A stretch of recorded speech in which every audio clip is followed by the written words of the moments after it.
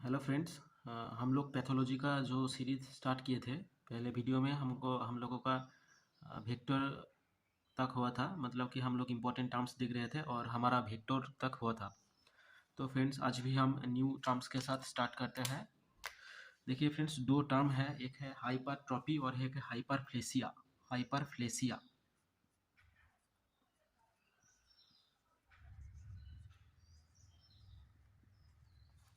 एक है हाइपरप्लेसिया और दूसरा है हाइपरट्रॉपी।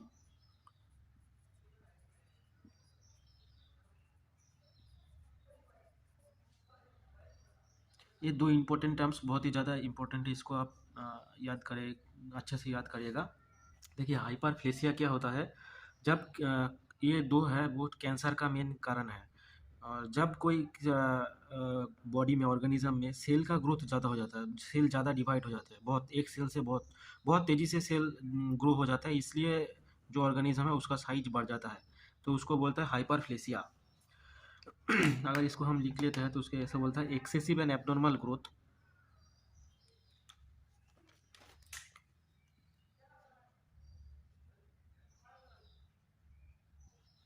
Excessive and abnormal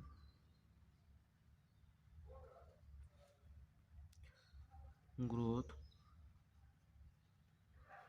due to increase in number of cells।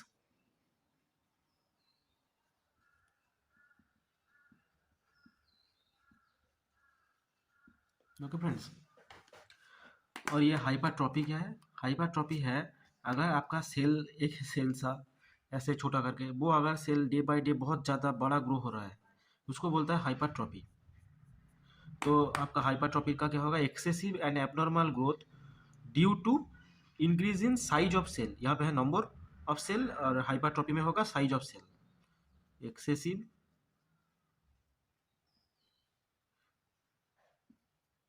And abnormal growth due to increase in size of cell। तो समझ में आया होगा शायद फ्रेंड्स आपको, यह है सेल का डिवाइड होने से, ज़्यादा से ज़्यादा डिवाइड हो रहा है यहाँ पे सेल, फिर सेल का स्ट्रक्चर बढ़ गया, ऑर्गेनिज्म का स्ट्रक्चर बढ़ गया। और यहाँ पे क्या है, एक सेल छोटा था, उसका साइज बहुत ही ज़्यादा एब्नॉर्मल ग्रोथ हो रहा है, बढ़ रहा है, बहुत ही ज़्यादा बढ़ रहा है। इसको हम बोलते हैं हाइपरट्रॉपी। ठीक है।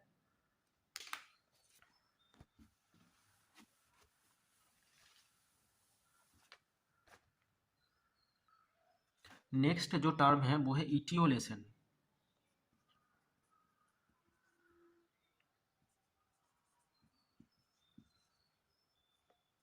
फ्रेंड्स, कोई भी हम एक प्लांट्स को अगर धूप में से निकलकर छाँव में रख देते हैं तो वो येलोइंग हो जाता है।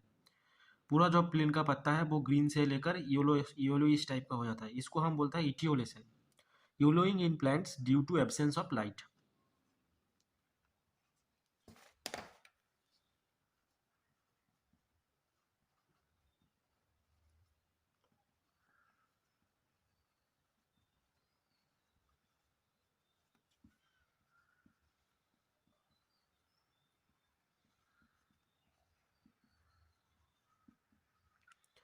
उसके बाद फ्रेंड्स एक टर्म है क्लोरोसिस।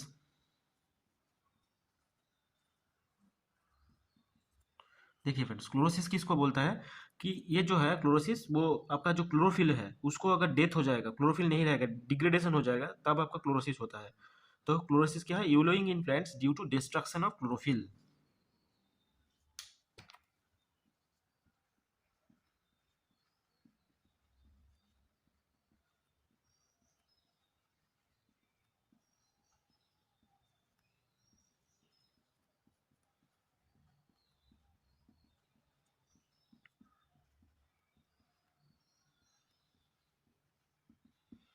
ओके फ्रेंड्स, और एक टर्म आपको आता है, उसको बोलते हैं नेक्रोसिस।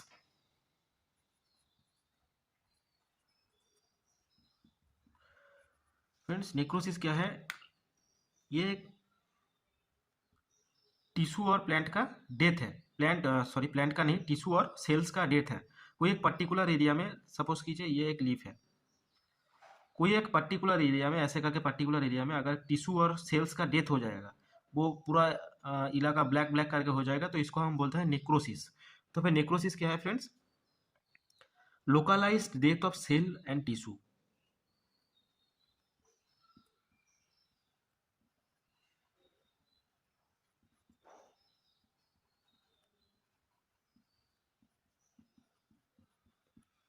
ओके फ्रेंड्स, तो ये टर्म इंपॉर्टेंट टर्म है, etiolation, chlorosis and necrosis.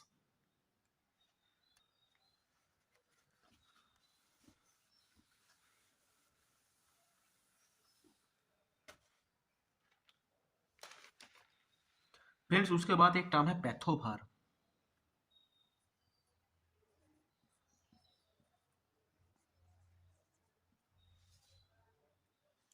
Friends इसको पहले आपको समझना पड़ेगा, पैथोभार क्या है।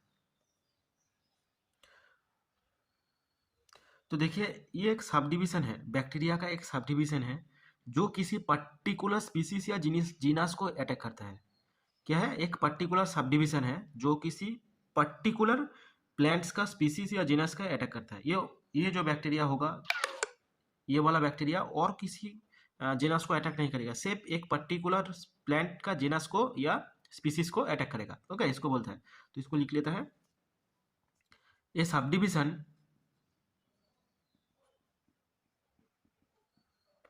ऑफ पैथोजेनिक बैक्टीरिया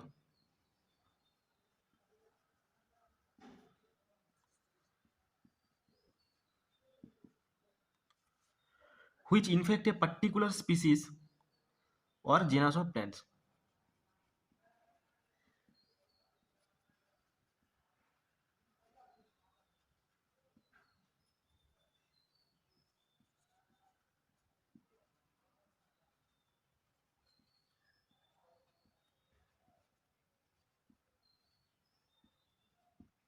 इसका अगर फ्रेंड्स आप एग्जाम्पल देखें, तो आपका जो सिट्रस कैंकर करता है, वो वाला बैक्टीरिया होगा। आपका जो बैक्टीरिया है ना, ज़ैंथोमोनास एक्सोनोपोइडिस पैथोबा सिट्री,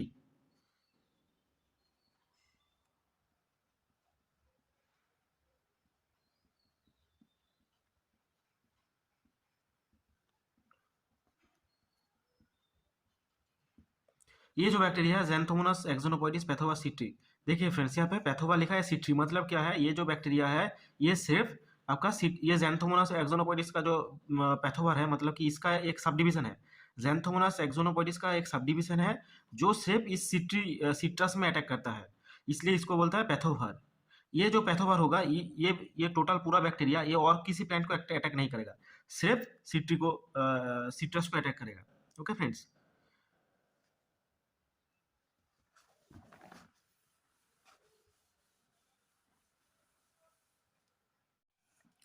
फ्रेंड्स अब हम देखेंगे क्लासिफिकेशन ऑफ डिजीज।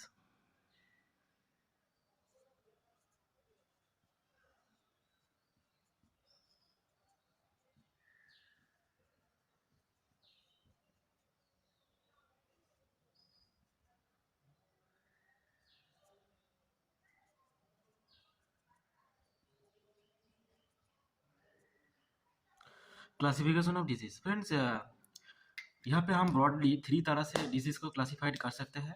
पहले जो क्लासिफिकेशन होगा वो बेस्ड ऑन क्लोजल ऑर्गेनिज्म होगा, सेकेंड में बेस्ड ऑन इनोकुलम, और थर्ड में हम ऑकरेंस और सीवियरिटी के हिसाब से डिजीज को क्लासीफाई कर सकते हैं। तो देखिए, ये जो फर्स्ट होगा आपका, ये उसमें बेस्ड ऑन कॉजल ऑर्गेनिज्म।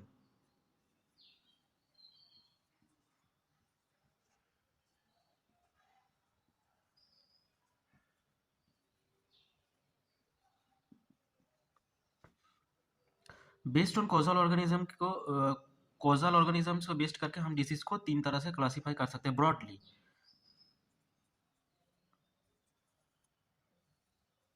क्या क्या है ये 3 तरह? एक है बायोटिक एजेंट के द्वारा,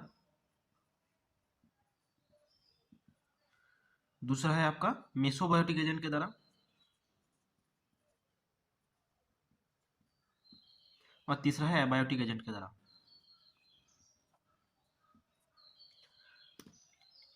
बायोटिक किसको बोलता है? जो जिंदा है, मतलब कि जिसके अंदर लाइफ है, जैसे कि बैक्टीरिया हो, फंगस हो,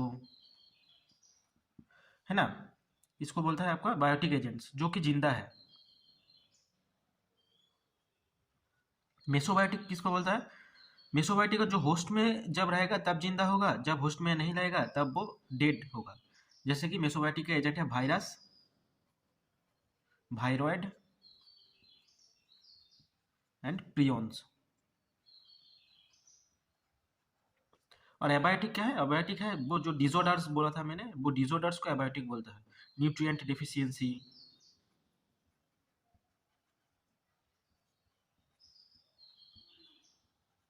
disorders, high temperature, low temperature,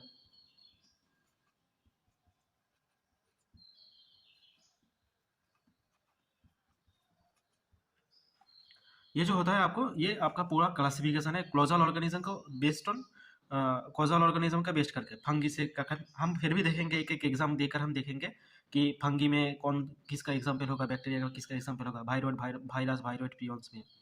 okay friends, तो फिर हम स्टार्ट करते हैं बायोटिक से। देखिए बायोटिक से हो गया, एक एक एग्जाम्पल देकर देखेंगे। तो बायोटिक फैक्टर में क्या क्या आ जाता है?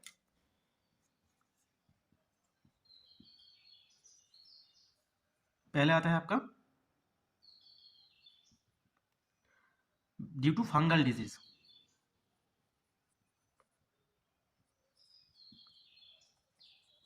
फंगल डिजीज में एग्जांपल क्या क्या? मेन मेन एग्जांपल जैसे कि विल्ट ऑफ कॉटन है, रास्ट इन व्हीट है।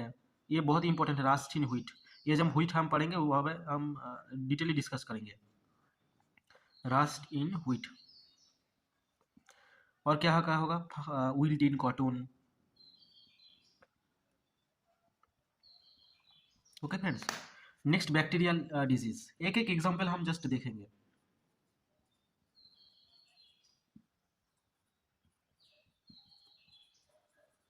बैक्टीरियल डिजीज में आपका क्या आएगा? जो मैंने बोला था, सिट्रस कैंकर, ज़ैंथोमोनास।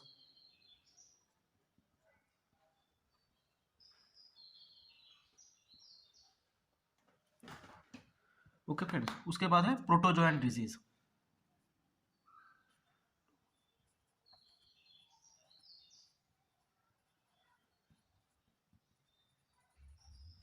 ये एग्जाम्पल को आप याद रखिए प्रोटोजोन डिजीज में, phloem necrosis of coffee.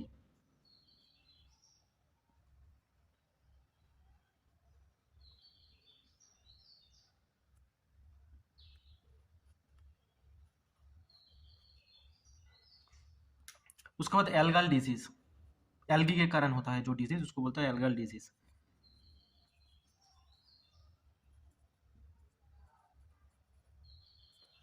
Algal disease का एग्जाम्पल क्या है?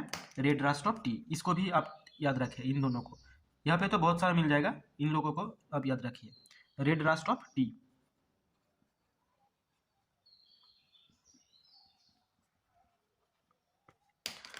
उसके बाद हेलमिंथ डिजीज। हेलमिंथ मतलब निमाटोड, निमाटोड जो डिजीज करता है उसको हेलमिंथ डिजीज बोलता है।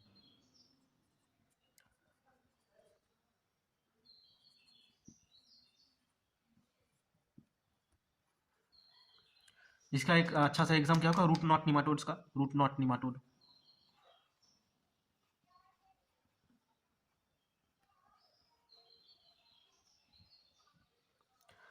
उसके बाद होगा आपका फाइटोप्लाज्मा। ये फाइटोप्लाज्मा क्या है, स्पाइरोप्लाज्मा क्या है, ये सब डिटेली डिस्कस करा जाएगा, ठीक है फ्रेंड्स।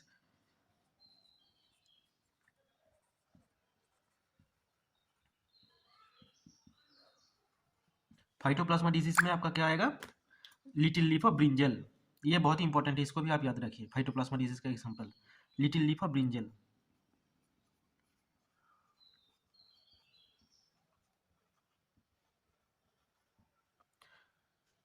और भी डिजीज है फ्रेंड्स, जैसे कि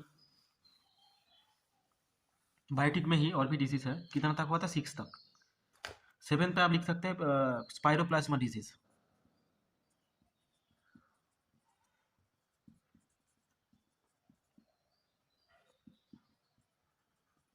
स्पाइरोप्लाज्मा में आपका एक ही आता है, एक जो है मेज स्टंट डिजीज, मेज का स्टंट डिजीज।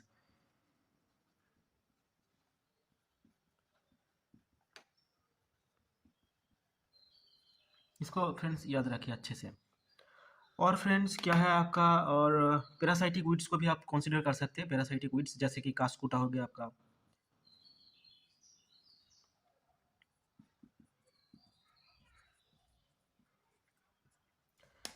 जैसे कि एग्जांपल हो गया आपका कैस्कुटा, सनलोता बोलता है इसको। ओके फ्रेंड्स, ये सब का जो होगा बायोटिक डिजीज का एग्जांपल हो गया। उसके बाद आता है मेसोबायोटिक फैक्टर्स।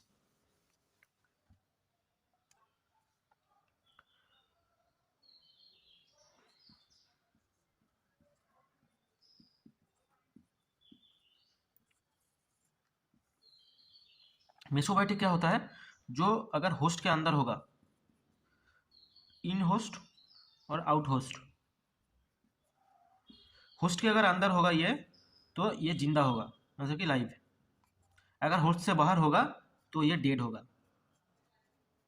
इसको बोलता है मेसोबायोटिक। तो मेसोबायोटिक में एग्जांपल क्या क्या है, तीन आपका मेसोबायोटिक का होता है। एक है वायरस, वायरॉइड और प्रियन।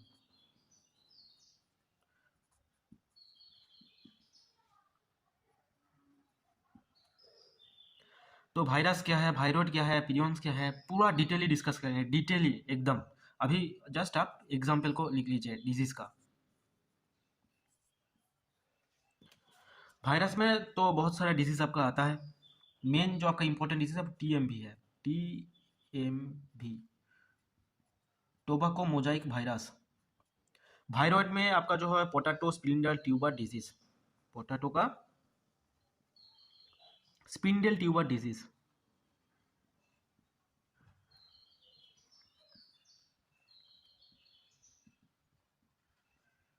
प्रियंस में प्लांट्स में कोई डिजीज नहीं होता, एनिमल में एक डिजीज होता है, प्लांट्स में कोई भी डिजीज नहीं होता प्रियंस में। तो फ्रेंड्स मेसोबायोटिक में क्या क्या है, वायरस, वायरॉइड, प्रियन। जब हम पूरा वायरस में आएंगे तब डिटेली डिस्कस करेंगे। ओके, ये हो गया आपका मेसोबायोटिक।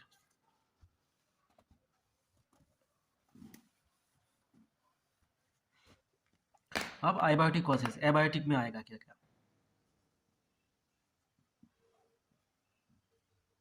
एबायोटिक में मैंने बोला था कि जो डिजीज नहीं हो, डिसऑर्डर्स जो होगा उसके लिए कुछ डिसऑर्डर्स को देखते हैं। जैसे कि आपका एक एग्जांपल हो गया क्या, जिंक डेफिशिएंसी राइस में क्या होता है, खैरा डिजीज, डीएन डेफिशिएंसी। क्या होता है, खैरा डिजीज।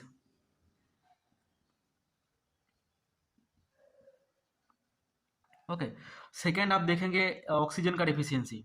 ऑक्सीजन अगर डेफिशिएंसी हो जाएगा तो आपका क्या डिजीज होता है, ऑक्सीजन डेफिशिएंसी के लिए black heart of potato disease होता है।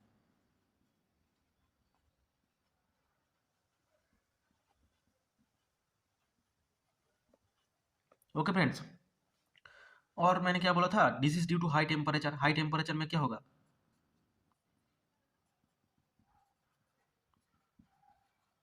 हाई टेम्परेचर होगा तो सनस्केल्ड हो जाएगा। लो टेम्परेचर होगा तो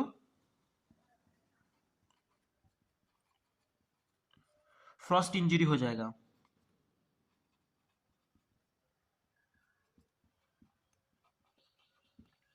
और है आपका इंपॉर्टेंट है, disease due to pollution, air pollution के लिए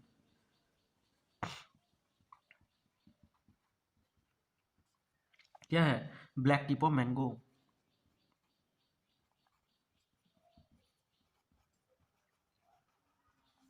ये फ्रेंड्स अगर एयर में ज़्यादातर SO2 हो जाता है, SO2 का ज़्यादा हो जाता है तो black tip of mango disease होता है।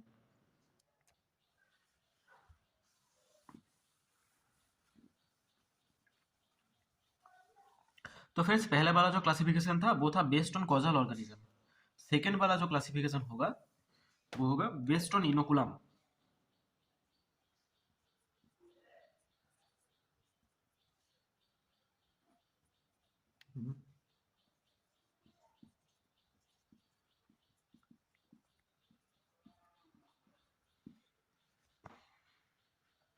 मतलब ये जो डिजीज है ये किससे फैलता है, इसके बेस पे हम डिजीज का क्लासिफिकेशन करेंगे। ओके, तो ये है मेनली थ्री टाइप्स, तीन टाइप्स का होता है।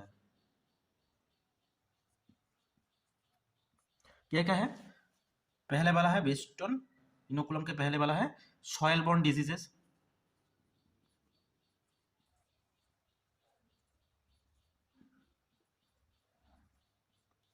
सेकेंड में है आपका seed born diseases,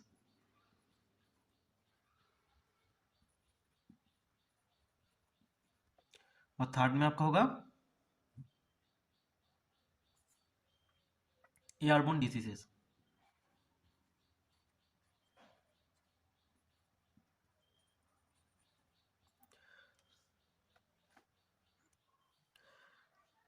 best on inoculum का मतलब है ये फैलता कैसे है, फैलता कैसे है। सॉयल बॉर्न मतलब कि सॉयल का सारा फैलता है। सॉयल बॉर्न डिजीज से मतलब कि सॉयल की तरह फैलता है। इसका एग्जांपल क्या क्या होगा, जैसे कि आपका विल्ट, डंपिंग ऑफ,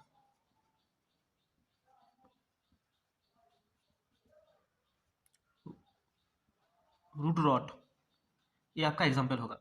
विल्ट किससे होता है, विल्ट किससे होता है आपका, ज्यादातर फ्यूजेरियम से होता है।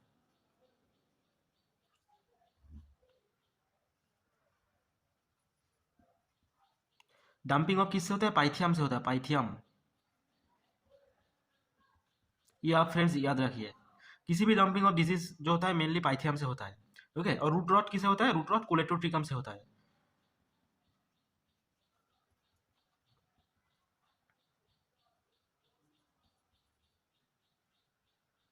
फ्रेंड्स अगर आप जानते हैं कि ये डिजीज सॉयल बॉर्न है, तो आप फंगीसाइड हो, आपका जो पेस्टिसाइड, वो आप कहाँ पे अप्लाई करेंगे इसके कंट्रोल के लिए, तो अप्लाई फंगीसाइड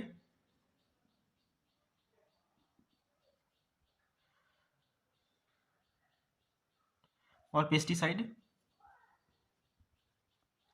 है कहाँ पे, टू सॉयल, हम सॉयल पे अप्लाई करेंगे। तो नेक्स्ट है आपका सीड बोर्न डिजीज, कि ये सीड से होता है। तो सीड बोर्न डिजीज में सेम आपको क्या करना होगा कि सीड डेंचिंग करना होगा।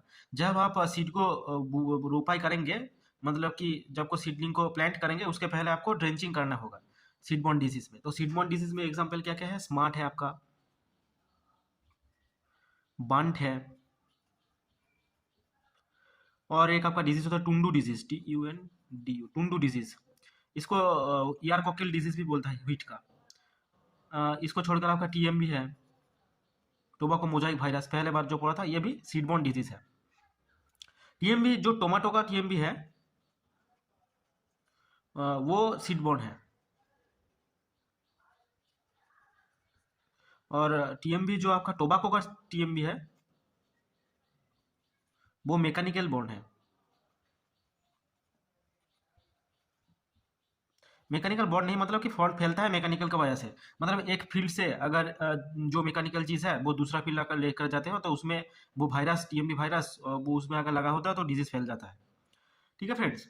और आपका जो लास्ट है वो एयरबोर्न डिजीज है। एयरबोर्न डिजीज मतलब कि वो फैलता है एयर से, एयर से कैसे होगा, जैसे कि आपका डाउनी मिल्ड्यू होगा, उसका जो स्पोर्स है वो एयर से जाकर दूसरे प्लांट को फैलता है। पाउडर मिल्ड्यू भी सेम, रास्ट भी सेम, लिप स्पॉट जो होता है वो भी सेम। तो एक इसका एग्जांपल क्या क्या होगा, powder mildew, downy mildew, DO, powder mildew,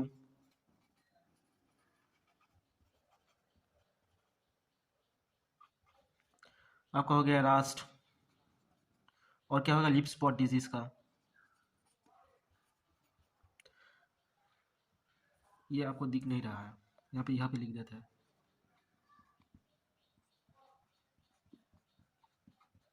okay friends, तो एयरबोर्न डिजीज का एग्जांपल क्या होगा, downy mildew, powdery mildew, rust, leaf spot. ठीक है फ्रेंड्स, ये सेकंड क्लासिफिकेशन हो गया आपका based on inoculum.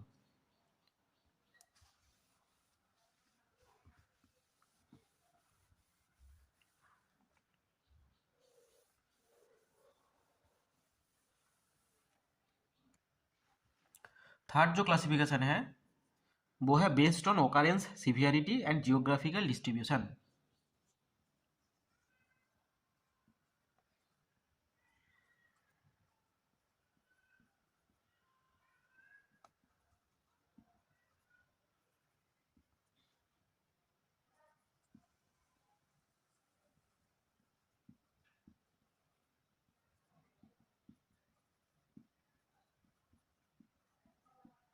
Okay friends, इससे हम आपको चार तरह से इसको डिवाइड कर सकते हैं। क्या क्या है, endemic, epidemic, sporadic and pandemic. एक है आपका एंडेमिक, दूसरा है आपका एपिडेमिक, तीसरा है आपका स्पोराडिक, और चौथा है आपका पेंडेमिक।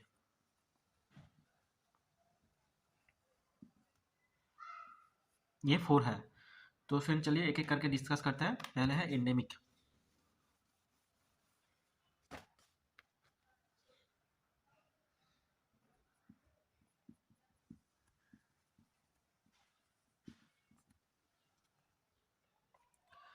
एंडेमिक, पहले फ्रेंड्स इसको समझ लीजिए कि आपका एक स्टेट है, पूरा स्टेट में नहीं, पूरा स्टेट में नहीं, उसका एक डिस्ट्रिक्ट है। जैसे कि वेस्ट बंगाल का दार्जिलिंग डिस्ट्रिक्ट, सिर्फ उस ही डिस्ट्रिक्ट में एक डिजीज हर साल आता है। एक साल नहीं आया फिर भी चलाएगा, पर कॉन्स्टेंटली आता है, और उसका जो इफेक्ट है वो डिजीज में सीवियर, मॉडरेट टू सीवियर होता है। पर ये दार्जिलिंग डिस्ट्रिक्ट से लेकर और कोई डिस्ट्रिक्ट में नहीं फैला है अभी तक। इसको हम कहेंगे एंडेमिक डिजीज। मैंने क्या बोला कि ये एक सेफ एक ही आपका एरिया में रिस्ट्रिक्टेड है, और क्या है, और ये मॉडरेट टू सीवियरली इसको अटैक करते हैं, और हर एक ईयर मतलब कि कॉन्स्टेंटली ये डिजीज देखा जाता है, पर ज़्यादा एरिया में नहीं है। इसको बोलते हैं एंडेमिक डिजीज। तो इसका डेफिनेशन हम लिख लेते हैं, देखिए। When a disease remain more or less constantly prevalent, when a disease remain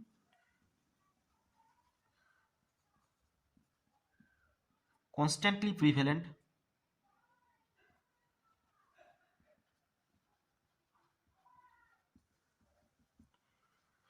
from year to year in a area, from year to year in moderate to severe form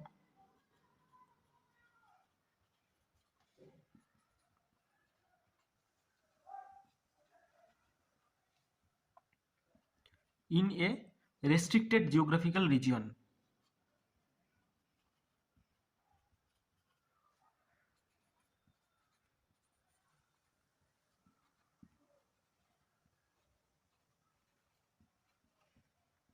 यहाँ पे 3 आपका जो पॉइंट है वो मेन है। पहले है constantly prevalent, मतलब कि हर साल आता है। सेकंड है moderate to severe form, moderate to severe form, मतलब कि इसका जो इफेक्ट है वो मॉडरेट टू सीवियर फॉर्म होता है। और थर्ड और सबसे इंपॉर्टेंट पॉइंट है इन ए रेस्ट्रिक्टेड जियोग्राफिकल रीजन, सिर्फ एक रेस्ट्रिक्टेड जियोग्राफिकल रीजन में ही ये फैला रहेगा। इसको आप बोल सकते हैं कि ये एंडेमिक है। और एंडेमिक का एग्जाम्पल क्या क्या है? वाट डिजीज ऑफ पोटैटो, ये दार्जिलिंग डिस्ट्रिक्ट में देखा जाता है, वेस्ट बंगाल पे। और गोल्डन निमाटोड ऑफ पोटैटो, ये नीलगिरी हिल्स में आपको पाया जाता है, तमिलनाडु पे। तो आप एग्जाम्पल लिख लीजिए। एग्जाम्पल कहाँ लिखे? यहाँ पे लिखते हैं, वाट डिजीज ऑफ पोटैटो,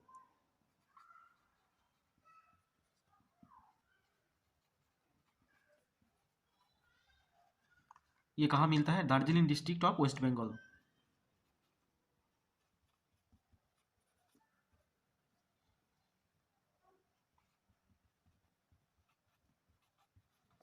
और एक आपका एग्जाम्पल होगा, वो होगा, आप लिख दीजिए, मैं इसको मिटा देता हूँ। नीलगिरी हिल्स में क्या देखा जाता है? Golden nematode.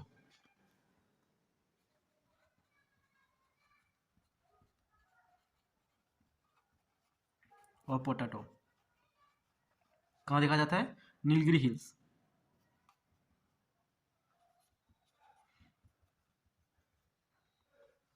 कहाँ पे? तमिलनाडु पे। तमिलनाडु का नीलगिरी हिल्स में यह देखा जाए गोल्डन निमाटोड। तो ये 2 एग्जाम्पल आप याद रखिए, और इसका है endemic disease. 3 point, constantly prevalent, moderate to severe and in a restricted geographical region. Okay, next जो डिजीज आएगा आपका, वो नेक्स्ट जो आपका क्लासिफिकेशन में आएगा वो एंडेमिक के बाद एपिडेमिक।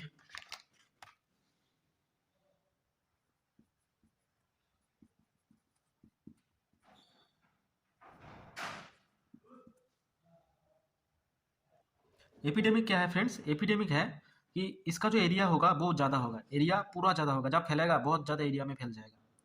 और ये क्या है? Disease occurring periodically but in a severe form infecting major areas of a crop, disease occurring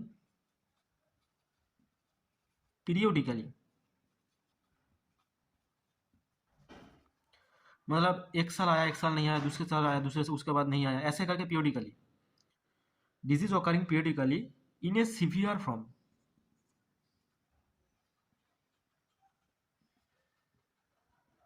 और क्या, infecting major areas of A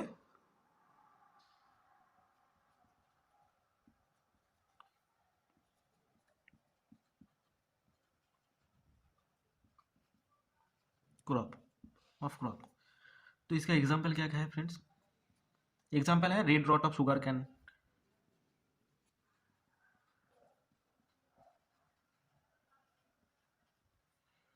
wheat rust, rice का blast disease, little blight of potato, late blight of potato.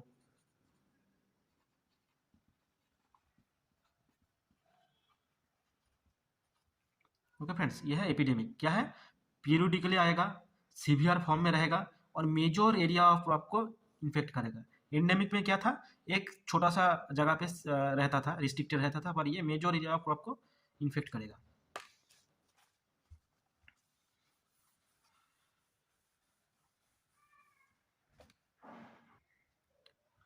तीसरा है friends sporadic.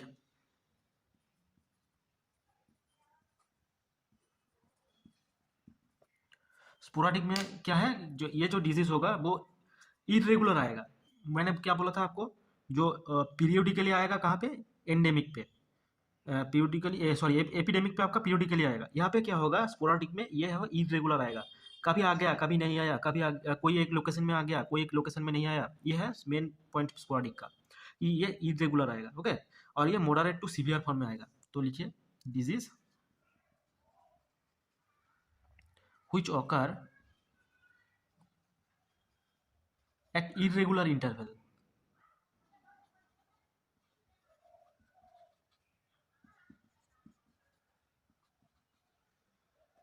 And location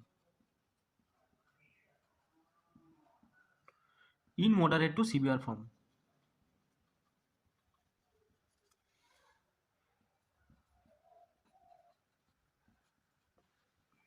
तो main point क्या है friends? यहाँ पे इरेगुलर पे आएगा, इरेगुलर इंटरवल और लोकेशन पे आएगा और मॉडरेट टू सीवियर फॉर्म में आएगा। ओके, मेन पॉइंट ये है इरेगुलर।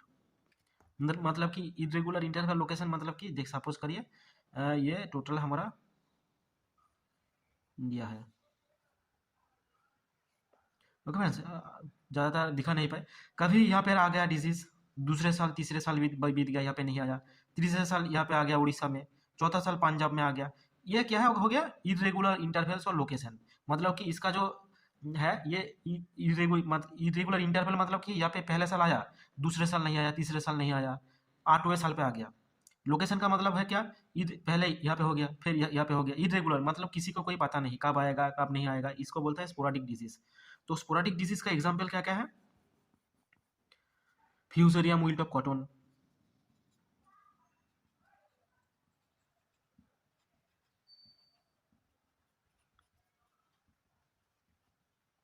डाउनी मिल्ड्यू ऑफ बाजरा,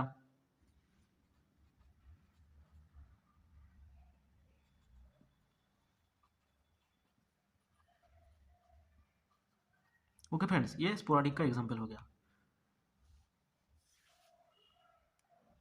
उसके बाद आता है सबसे खतरनाक, जो आपको एक बार नाम बोल देंगे तो ही आप पहचान जाएंगे। हम सभी का एक्सपीरियंस हो गया उसके साथ। वो है पेंडेमिक। चौथा पॉइंट है पेंडेमिक। पेंडेमिक क्या है दोस्तों? Disease occurring through out the continent और सब continent resulting in A mass mortality of plants. Disease occurring through out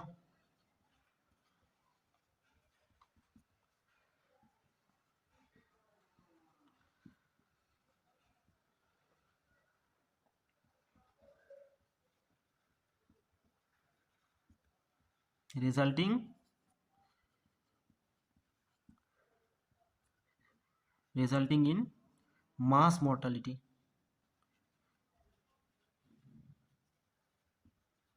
of plants।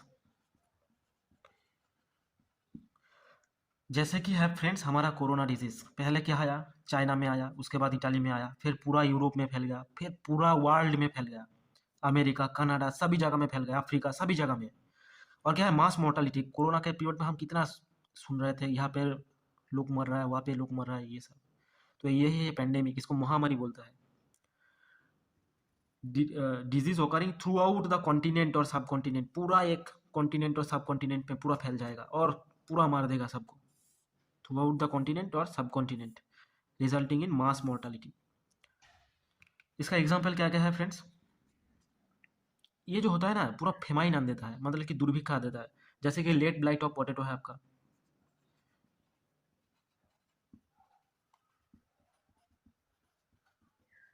Late blight of potato क्या आया था? आयरिश फेमाइन आया था लेट ब्लाइट ऑफ पोटैटो के लिए। आयरलैंड में फेमाइन आ गया था पूरा 1845 में। ओके फ्रेंड्स, उसके बाद है व्हाइट रास्ट, व्हीट रास्ट,